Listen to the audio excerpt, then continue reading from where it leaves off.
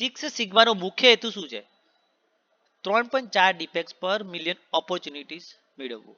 Six sigma કયા દેશમાંથી શરૂ થયું હતું? અમેરિકા. સિક્સ સિગ્માનો મુખ્ય ફોકસ શેના પર છે? ક્વોલિટી ઇમ્પ્રુવમેન્ટ ઉપર. સિક્સ સિગ્માનો DMAIC મોડેલ શેના માટે છે? એક્ઝિસ્ટિંગ પ્રોસેસ ઇમ્પ્રુવમેન્ટ માટે. સિક્સ સિગ્માનો DMADV મોડેલ્સ કોના માટે છે? ન્યૂ પ્રોડક્ટ અને પ્રોસેસ ડિઝાઇન માટે.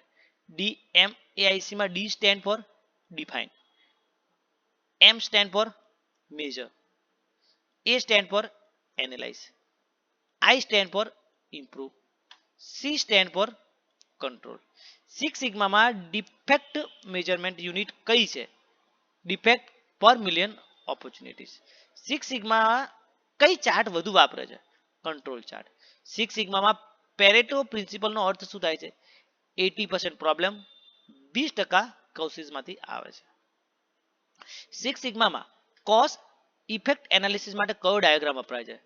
Fishbone diagram. સિક્સ સિગ્મામાં ગ્રીન બેલ્ટ કોની ભૂમિકા છે?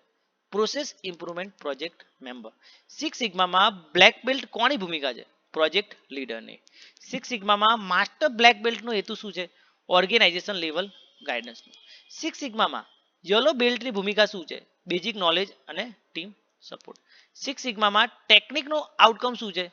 Zero defect, minimum defect. Six સિગ્માનું અંતિમ લક્ષ્ય શું છે? કસ્ટમર સેટિસ્ફેક્શન અને પ્રોસેસ એક્સેલન્સ.